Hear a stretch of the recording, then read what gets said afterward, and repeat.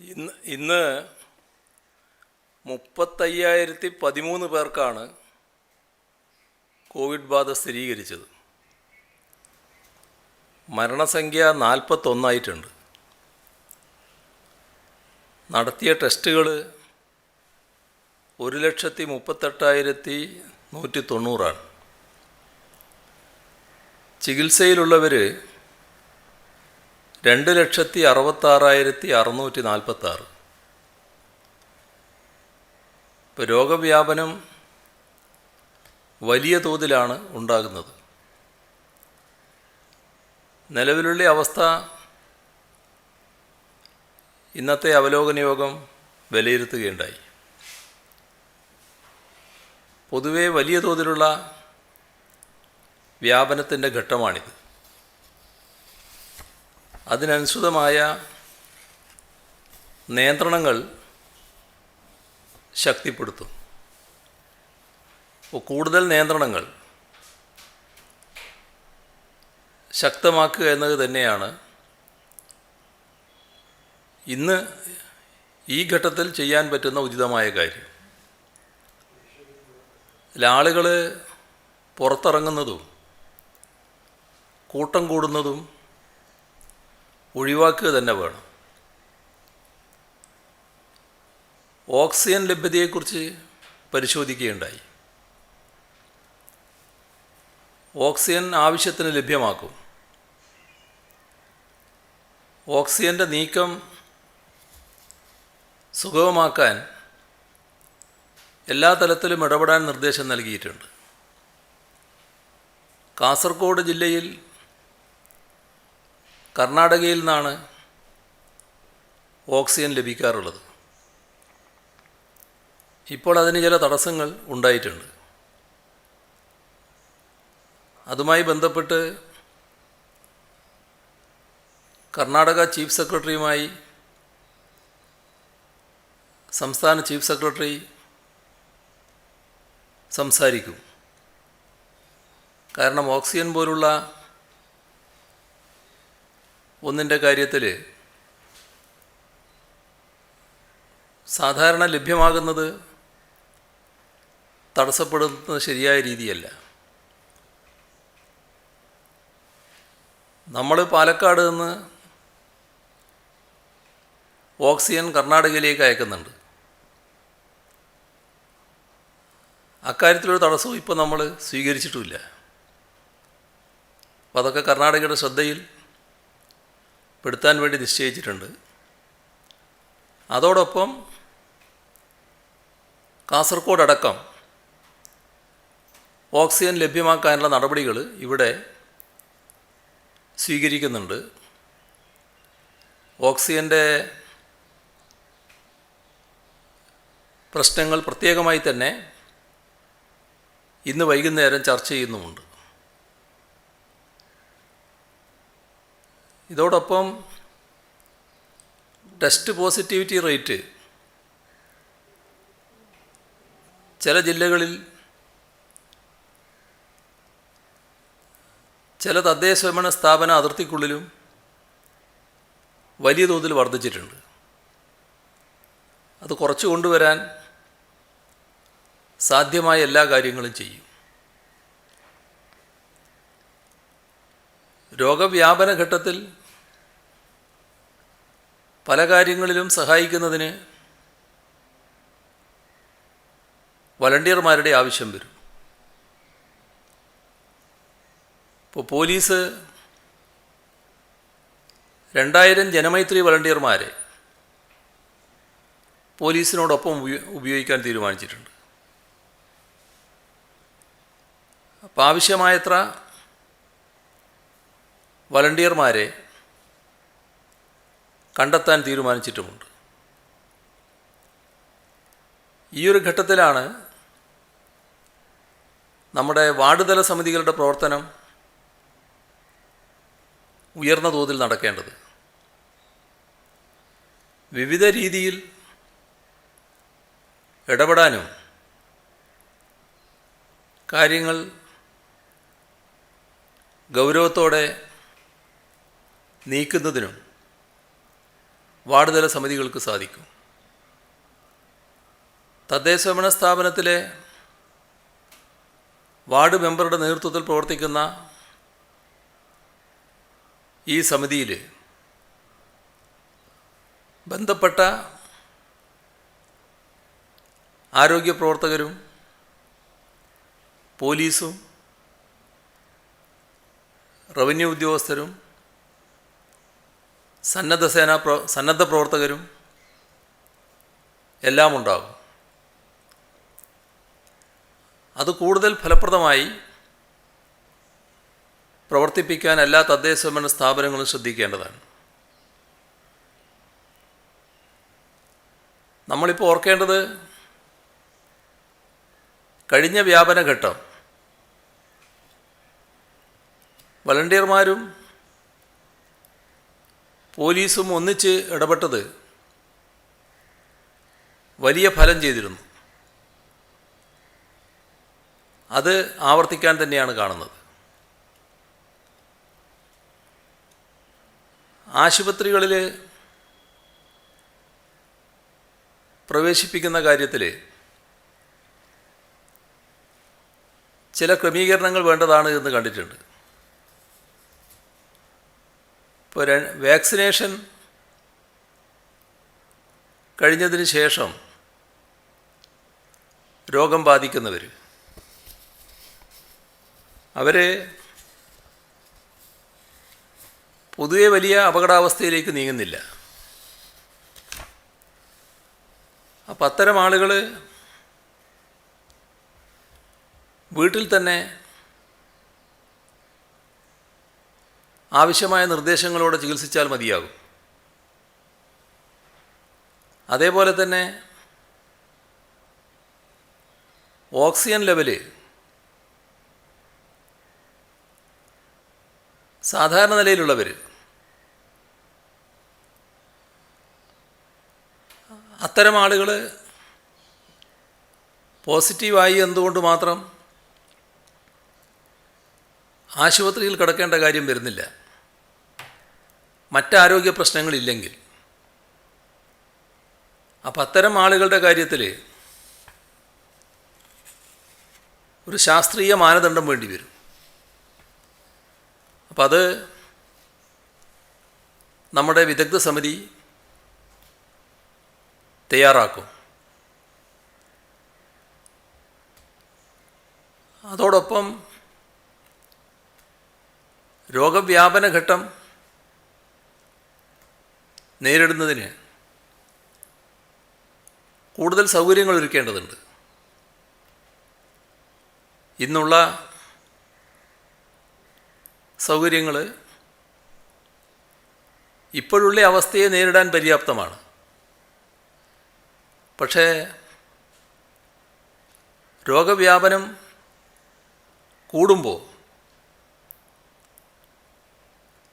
കൂടിയതിന് ശേഷം നമ്മൾ ആലോചിച്ചാൽ പോരാ എന്നാണ് കണ്ടത്. കൂടാനിടയുണ്ട് എന്നുള്ളതാണ് വിലയിരുത്തൽ. അങ്ങനെ വരുമ്പോൾ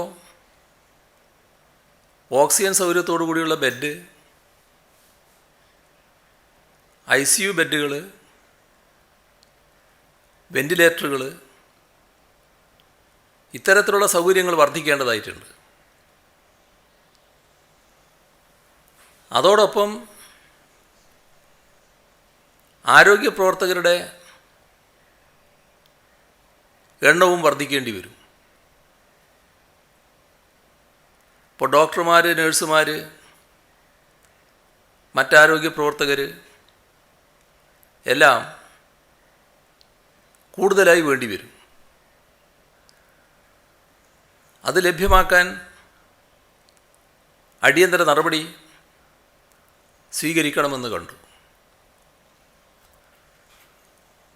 ഇതോടൊപ്പം അപൂർവം ചിലയിടങ്ങളിൽ ആശുപത്രി വികസന സമിതിയും മറ്റും നിയമിക്കുന്ന ചില ആരോഗ്യ പ്രവർത്തകരുണ്ട്. അപ്പോൾ അത്തരം ആരോഗ്യ പ്രവർത്തകർക്ക്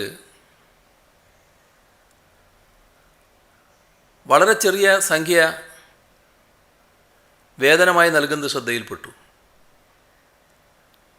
അത് ശരിയായൊരു നടപടിക്രമമല്ല. കാരണം നമ്മുടെ കേരളത്തിൽ എല്ലാ മേഖലയിലും ന്യായമായ വേതനം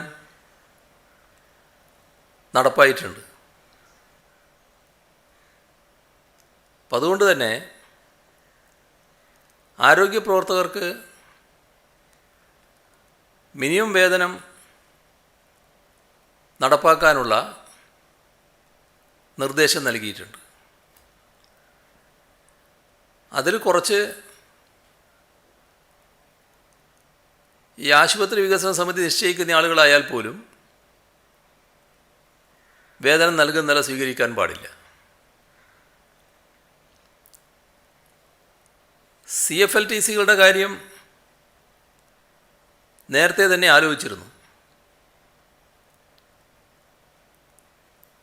എല്ലാ താലൂക്കുകളിലും CFLTCകൾ ഉറപ്പുവരുത്തണമെന്നാണ് കണ്ടിരുന്നത്. ഇന്ന് വിലയിരുത്തുമ്പോൾ അപൂർവം ചിലയിടങ്ങളിൽ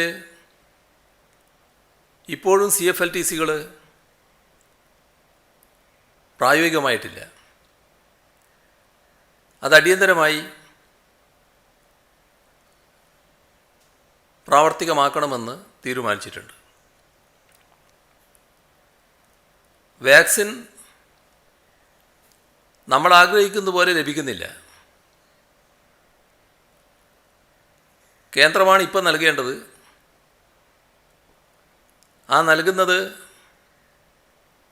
ആവശ്യത്തിന് തികയുന്ന രീതിയിലല്ല.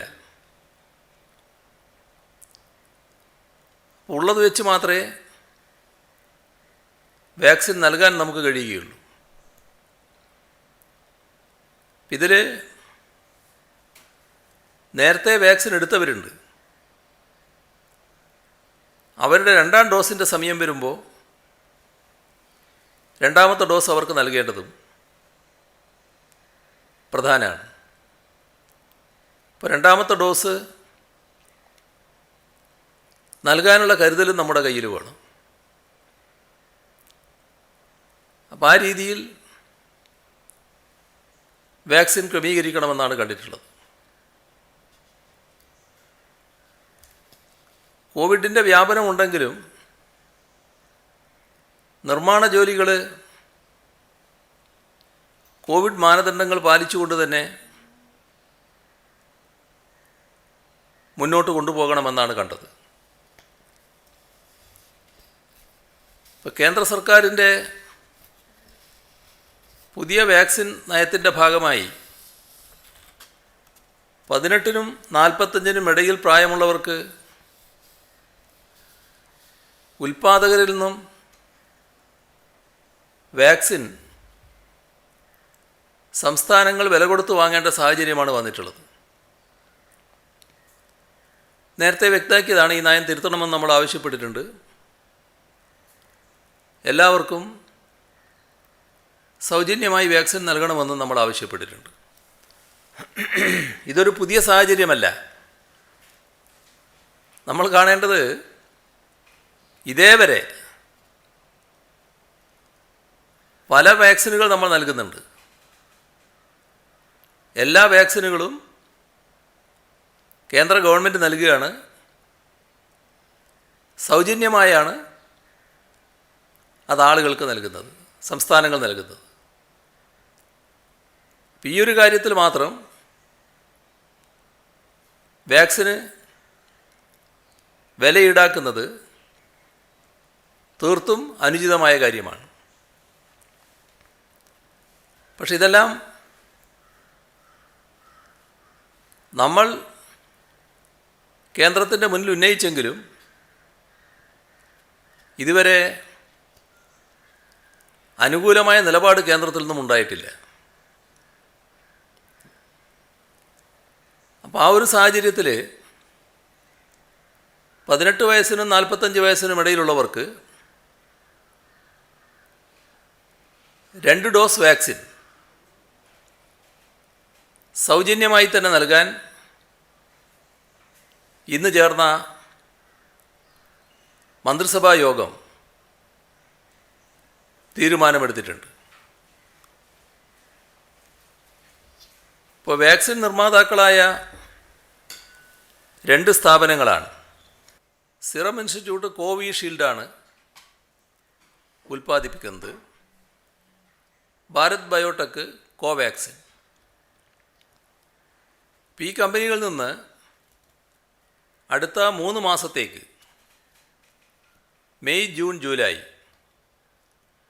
1 കോടി ഡോസ് വാക്സിൻ വില കൊടുത്ത് വാങ്ങാനാണ് മന്ത്രിസഭാ യോഗം തീരുമാനിച്ചിട്ടുള്ളത്. വാക്സിൻ വിലക്ക് വാങ്ങുന്നത് സംബന്ധിച്ച കാര്യങ്ങൾ ചർച്ച ചെയ്യാനും ശുപാർശ ചെയ്യാനുമൊക്കെ ചീഫ് സെക്രട്ടറിയുടെ നേതൃത്വത്തിൽ ഒരു വിദഗ്ധ സമിതിയെ നിയോഗിച്ചിരുന്നു. ഈ സമിതിയുടെ ശുപാർശ അംഗീകരിച്ചാണ് മന്ത്രിസഭയെ തീരുമാനമെടുത്തത്. എല്ലാവർക്കും സൗജന്യ വാക്സിൻ ഉറപ്പാക്കുക എന്നതാണ് സംസ്ഥാന സർക്കാരിൻ്റെ ലക്ഷ്യം. സിറം ഇൻസ്റ്റിറ്റ്യൂട്ടിൽ നിന്ന് 70 ലക്ഷം ഡോസ് വാക്സിൻ അടുത്ത 3 മാസത്തേക്ക് വാങ്ങാനാണ് തീരുമാനം. ഇതിന് 294 കോടി രൂപ ചെലവ് വരും. 400 രൂപയാണ് ഒരു ഡോസിന് അവർ ഈടാക്കുന്ന വില. പുറമേ 5% GSTയും വരും. ഭാരത് ബയോടെക്കിൽ നിന്ന് അടുത്ത 3 മാസത്തേക്ക് 30 ലക്ഷം ഡോസാണ് വാങ്ങുന്നത്. ഒരു ഡോസിന് 600 രൂപ നിരക്കിൽ GST ഉൾപ്പെടെ 189 കോടി രൂപ ചെലവ് വരും. വാക്സിൻ്റെ വില സംബന്ധിച്ച് ഹൈക്കോടതിയിലും സുപ്രീം കോടതിയിലും കേസുകൾ നിലവിലുണ്ട്. ഈ കേസുകളിലെ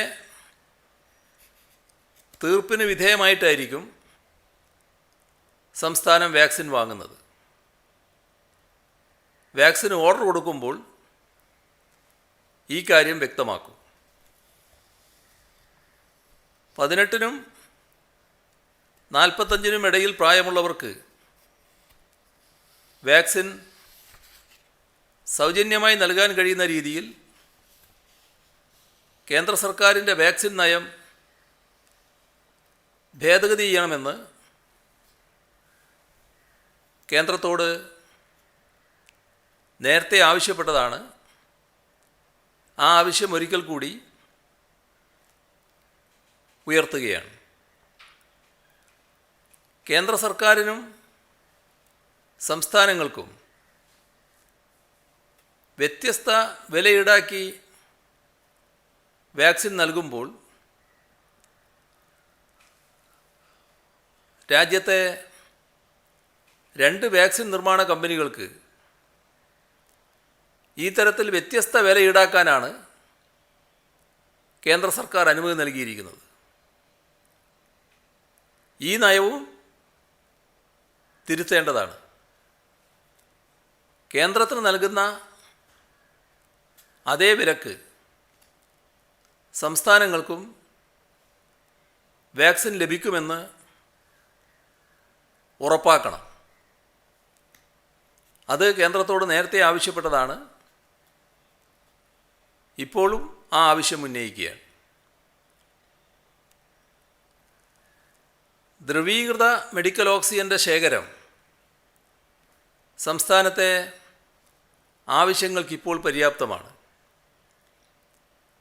എന്നാൽ കോവിഡിൻ്റെ അതിതീവ്ര വ്യാപനം മൂലം നമ്മുടെ ആവശ്യം വളരെയേറെ വർദ്ധിക്കാൻ സാധ്യതയുണ്ട്. അതുകൊണ്ട് സംസ്ഥാനത്തിൻ്റെ ആവശ്യത്തിൽ കൂടുതൽ വരുന്ന മെഡിക്കൽ ഓക്സിജൻ മാത്രമേ സംസ്ഥാനത്തിന് പുറത്തേക്ക് അയക്കാൻ പാടുള്ളൂ എന്നും നിലപാടെടുത്തിട്ടുണ്ട്. സുപ്രീം കോടതിയിലും ഹൈക്കോടതിയിലും ഇതുമായി ബന്ധപ്പെട്ട് നിലവിലുള്ള കേസുകളുണ്ട്. ആ കേസുകളിൽ സർക്കാർ ഈ നിലപാടാണ് അറിയിക്കുക. ജില്ലകളിലെ സ്ഥിതി വിലയിരുത്തുമ്പോൾ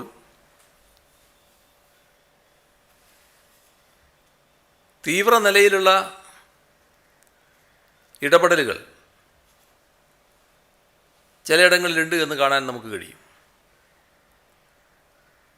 ആലപ്പുഴ ജില്ലയിൽ കോവിഡ് ചികിത്സക്ക് അധികമായി 1527 കിടക്കകൾ കൂടി സജ്ജമാക്കിയിട്ടുണ്ട്. ഇതോടെ വിവിധ കേന്ദ്രങ്ങളിൽ 4339 കിടക്കകൾ തയ്യാറായി. അതോടൊപ്പം 390 അധ്യാപകരെ കൂടി കോവിഡ് നിയന്ത്രണ പ്രവർത്തനങ്ങൾക്കായി തദ്ദേശഭരണ സ്ഥാപനങ്ങളിൽ ആലപ്പുഴ ജില്ലയിൽ നിയോഗിച്ചിട്ടുണ്ട്. തൃശ്ശൂർ ജില്ലയിലെ 21 പഞ്ചായത്തുകളിൽ 50% മുകളിലാണ് ടെസ്റ്റ് പോസിറ്റിവിറ്റി റേറ്റ്. പത്തനംതിട്ടയിൽ അതിഥി തൊഴിലാളികൾക്കിടയിൽ കൂടുതലായി രോഗവ്യാപനം റിപ്പോർട്ട് ചെയ്യുന്നുണ്ട്. അവിടെ ഒരാഴ്ചക്കുള്ളിൽ പുതിയ 5 CFLTCകൾ കൂടി പ്രവർത്തനം ആരംഭിക്കും. കൊല്ലം ജില്ലയിൽ പരിശോധനകൾ കാര്യക്ഷമമാക്കുന്നതിന് അതിൻ്റെ ഭാഗമായി 93 സെക്ടറൽ ഓഫീസർമാരെ നിയോഗിച്ചിട്ടുണ്ട്. വയനാട് ജില്ലയിലെ ഉയർന്ന ടെസ്റ്റ് പോസിറ്റിവിറ്റി റേറ്റ് റിപ്പോർട്ട് ചെയ്യപ്പെട്ട തദ്ദേശഭരണ സ്ഥാപനങ്ങളിൽ കടുത്ത നിയന്ത്രണങ്ങൾ തുടരുകയാണ്. കർണാടകയിലെ 27 രാത്രി 9 മണി മുതൽ 2 ആഴ്ചത്തേക്ക് ലോക്ക്ഡൗൺ പ്രഖ്യാപിച്ചിരിക്കുകയാണ്. അവിടെ ചരക്ക് വാഹനങ്ങൾക്ക് മാത്രമാണ് പ്രവേശന അനുമതി ഉണ്ടാവുക. പൊതു സ്വകാര്യ വാഹനങ്ങൾക്ക്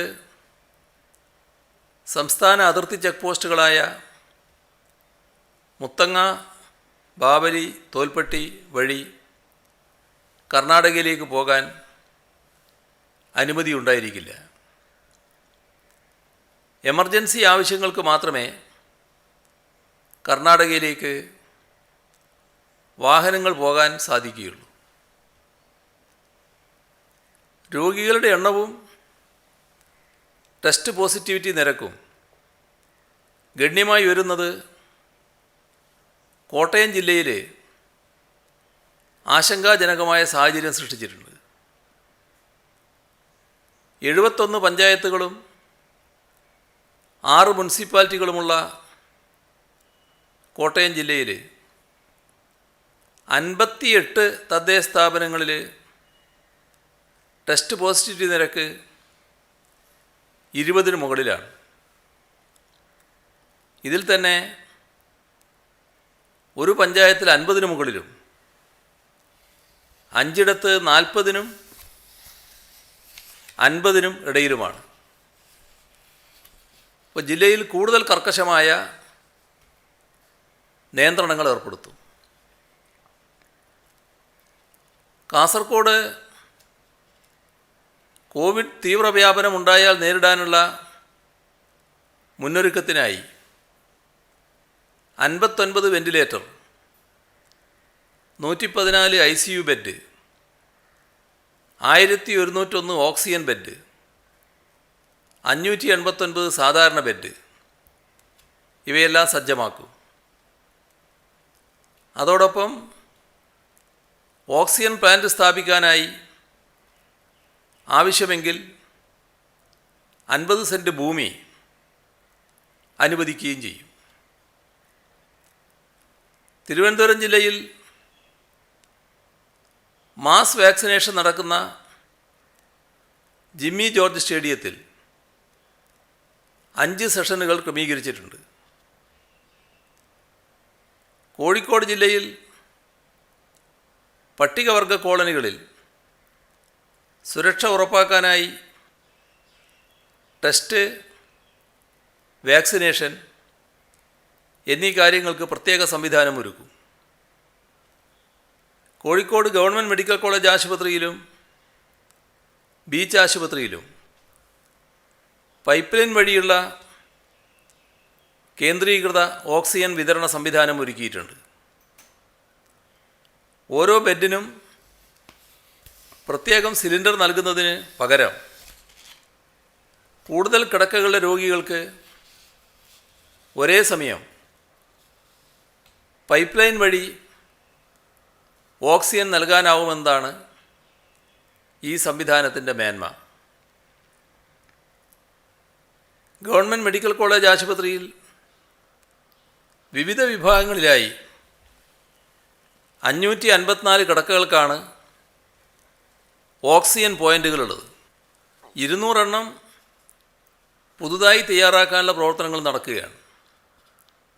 സ്ത്രീകളുടെയും കുട്ടികളുടെയും ആശുപത്രിയിൽ 400 കിടക്കകളിലാണ് ഈ സൗകര്യമുള്ളത്. പാലക്കാട് ജില്ലയിൽ 5 കോവിഡ് ചികിത്സാ കേന്ദ്രങ്ങളാണ് നിലവിലുള്ളത്. 14 സ്വകാര്യ ആശുപത്രികളിലായി 27 വെന്റിലേറ്ററുകൾ, 98 ICU ബെഡുകൾ, 203 ഓക്സിജൻ ബെഡുകൾ എന്നിവയും സജ്ജമാണ്. എറണാകുളം ജില്ലയിലെ വിവിധ സർക്കാർ സ്വകാര്യ ആശുപത്രികളിലായി കൂടുതൽ കോവിഡ് തീവ്രപരിചരണ സൗകര്യങ്ങൾ സജ്ജമാക്കിയിട്ടുണ്ട്. സർക്കാർ ആശുപത്രികളിൽ 196 ICU കിടക്കകളും സ്വകാര്യ ആശുപത്രികളിൽ 228 ICU കിടക്കകളും ഇപ്പോൾ സജ്ജമാണ്. സർക്കാർ ആശുപത്രികളിൽ 539 ഓക്സിജൻ കിടക്കകളും സ്വകാര്യ ആശുപത്രികളിൽ 3988 ഓക്സിജൻ കിടക്കകളും ലഭ്യമാണ്. കണ്ണൂർ ജില്ലയിൽ പട്ടികവർഗ മേഖലകളിലെ കോവിഡ് പ്രതിരോധം കൂടുതൽ ഫലപ്രദമാക്കാനും ഈ ജനവിഭാഗങ്ങളുടെ ക്ഷേമം ഉറപ്പാക്കാനും പ്രത്യേക ശ്രദ്ധ നൽകിയുള്ള പ്രവർത്തനങ്ങൾക്ക് നിർദ്ദേശം നൽകിയിട്ടുണ്ട്. ഈ പ്രവർത്തനങ്ങൾ ഏകോപിപ്പിക്കുന്നതിന് പ്രത്യേക നോഡൽ ഓഫീസറെയും നിയോഗിച്ചു. മലപ്പുറം ജില്ലയിൽ 14 ഗ്രാമപഞ്ചായത്തുകളിൽ കൂടി നിരോധനാജ്ഞ പ്രഖ്യാപിച്ചിട്ടുണ്ട്. ഇടുക്കി ജില്ലയിൽ ചിന്നക്കനാൽ, മാങ്കുളം, വട്ടവട, പെരുവന്താനം, ആലക്കോട്, രാജകുമാരി, വെള്ളത്തൂവൽ, കോടിക്കുളം, പാമ്പാടുംപാറ എന്നീ പഞ്ചായത്തുകളിലാണ് ഇന്നലെ ടെസ്റ്റ് പോസിറ്റിവിറ്റി നിരക്ക് 30-ലധികമുള്ളത്. നിയന്ത്രണം ശക്തമാക്കി രോഗവ്യാപനം തടയുന്നതിനുള്ള നടപടികൾ ഇവിടെ കൈക്കൊണ്ടു. മറ്റ് പല സംസ്ഥാനങ്ങളിലും ആശുപത്രി സൗകര്യങ്ങൾക്കും ചികിത്സക്കും മറ്റുമായി ആളുകൾ പരക്കം പായേണ്ടി വരുന്നത് നമ്മൾ വാർത്തകളിലൂടെ അറിയുന്നുണ്ട്. രോഗികളുടെ എണ്ണം വർദ്ധിക്കുന്ന സാഹചര്യത്തിലൂടെയാണ് കേരളവും കടന്നു പോകുന്നത്. അതുകൊണ്ട് മറ്റിടങ്ങളിലുണ്ടായ പ്രശ്നങ്ങൾ ഇവിടെ സംഭവിക്കാതിരിക്കാൻ ആവശ്യമായ നടപടികൾ ദ്രുതഗതിയിൽ സ്വീകരിച്ചു വരികയാണ്. അതിൻ്റെ ഭാഗമായി ജില്ലാതലത്തിൽ ഓരോ 4 മണിക്കൂർ കൂടുന്തോറും ഓരോ ജില്ലയിലെയും സർക്കാർ സ്വകാര്യ ആശുപത്രികളിലെ വെന്റിലേറ്ററുകൾ, ICU ബെഡുകൾ, മറ്റ് ബെഡുകൾ എന്നിവയുടെ ലഭ്യതയുടെ ഏറ്റവും പുതിയ വിവരങ്ങൾ നൽകണമെന്ന് നിഷ്കർഷിച്ചിരിക്കുകയാണ്. അതുവഴി ഈ സൗകര്യങ്ങളുടെ വിനിയോഗം, ലഭ്യത എന്നിവ കൃത്യമായി നിരന്തരം നിരീക്ഷിക്കാൻ സാധിക്കും. മാത്രമല്ല, അവശ്യഘട്ടങ്ങളിൽ ആശുപത്രിയുമായി നേരിട്ട് ബന്ധപ്പെടുന്ന ബുദ്ധിമുട്ട് ഒഴിവാക്കിക്കൊണ്ട് 1056 എന്ന ഹെൽപ്പ് ലൈനിൽ വിളിച്ച് ഈ സൗകര്യങ്ങളുടെ ലഭ്യത ജനങ്ങൾക്ക് ഉപയോഗപ്പെടുത്താവുന്നതാണ്. അതുപോലെ തന്നെ ഓരോ ജില്ലയിലും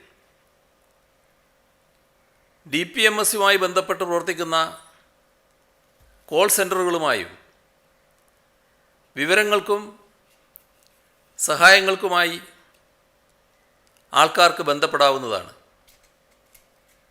ഹോം ക്വാറൻ്റൈനിൽ കഴിയുന്നവർ നിർബന്ധമായും അതാതിടത്തെ വാർഡ് മെമ്പർമാരുടെയോ കൗൺസിലർമാരുടെയോ ഫോൺ നമ്പറുകൾ സൂക്ഷിക്കണം.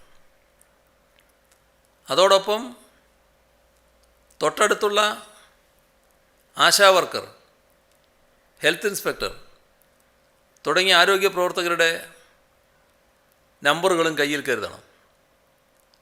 ടെസ്റ്റിംഗ് ഉൾപ്പെടെയുള്ള കാര്യങ്ങൾക്കായി ആരോഗ്യ പ്രവർത്തകരുമായി ബന്ധപ്പെടണം.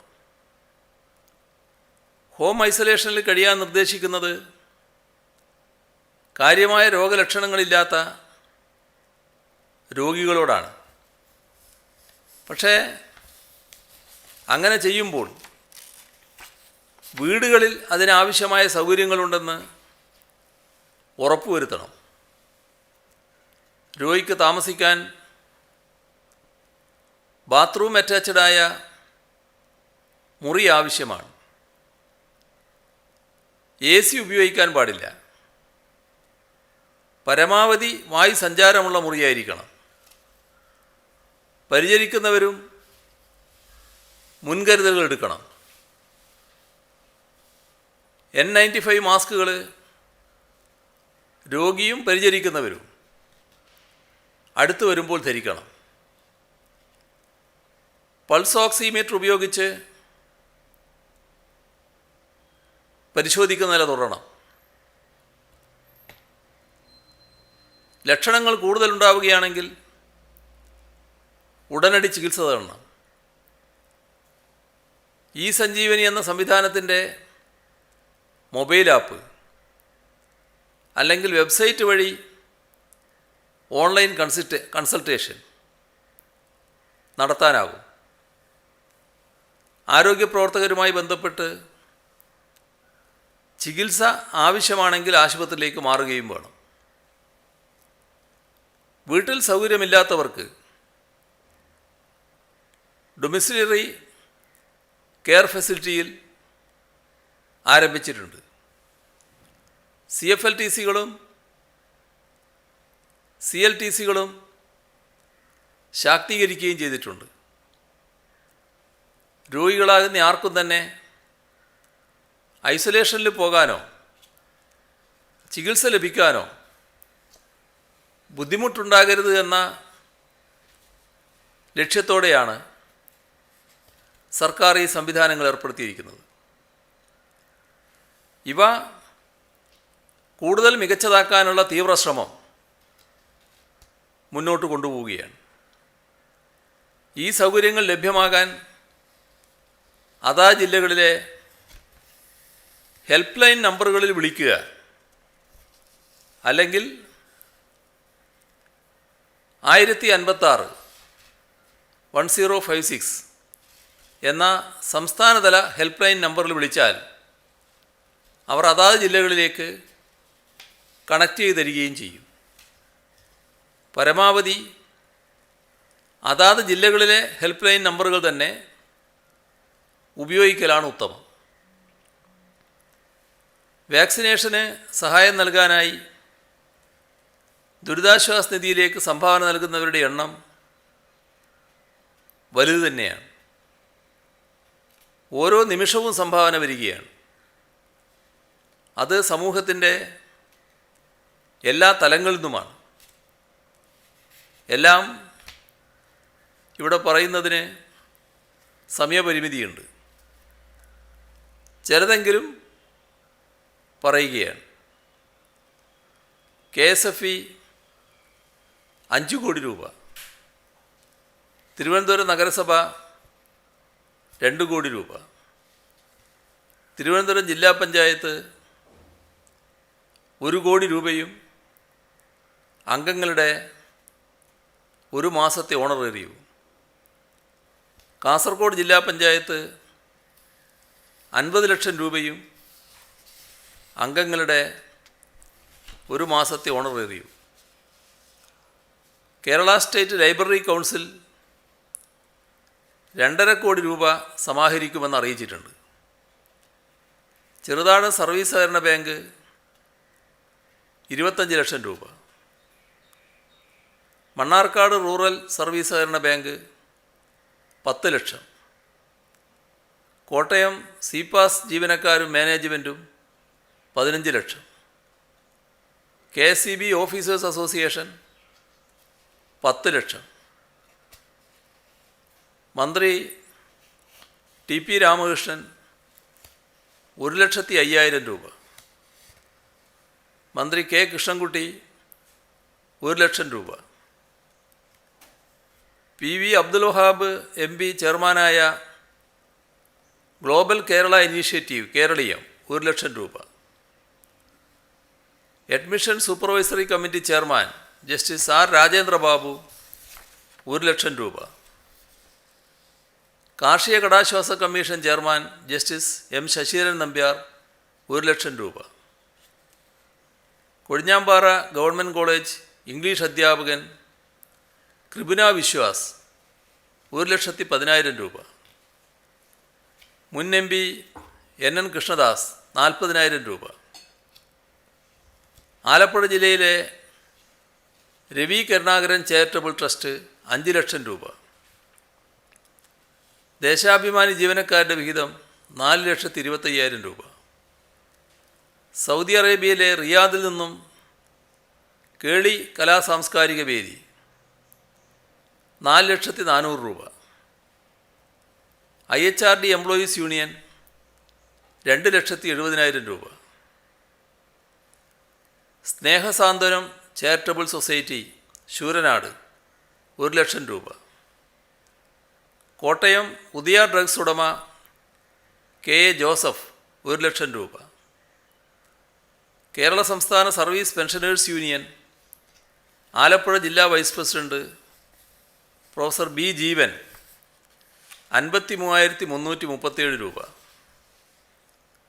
ചെറുവത്തൂർ ഏറിയ ചുമട്ടുതൊഴിലാളി യൂണിയൻ 50,000 രൂപ, പുരുഷൻ കടലുണ്ടി 50,000 രൂപ, VA നാരായണൻ നമ്പൂതിരി 25,000 രൂപ, ഡോക്ടർ VP ശശിധരൻ 50,000 രൂപ, പുത്തൻകുരിശിലെ ചുമട്ടുതൊഴിലാളി KP ഉണ്ണികൃഷ്ണൻ 50,000 രൂപ, മുൻ MP KE ഇസ്മയിൽ 50,000 രൂപ, കൊരട്ടി സ്വദേശി ആൻഡോ KD 50,000 രൂപ, ചാലക്കുടി സ്വദേശി KM ഷാജി 12,000 രൂപ, ചാത്തന്നൂർ ഗവൺമെൻറ് ഹയർ സെക്കൻഡറി സ്കൂളിലെ 5ാം ക്ലാസ് വിദ്യാർത്ഥി സിദ്ധാർത്ഥ B സ്കോളർഷിപ്പിൻ്റെ തുകയായ 10,000 രൂപ, കണ്ണൂർ തളിപ്പറമ്പ് തലോറ AKG സ്മാരക കലാസമിതി പാഴ്വസ്തുക്കൾ ശേഖരിച്ച് വിൽപ്പന നടത്തി ലഭിച്ച 5,000 രൂപ, കൂത്തുപറമ്പ് പഴയ നിരത്ത് പുത്തൻപറമ്പത്ത് വീട്ടിലെ കുട്ടികൾ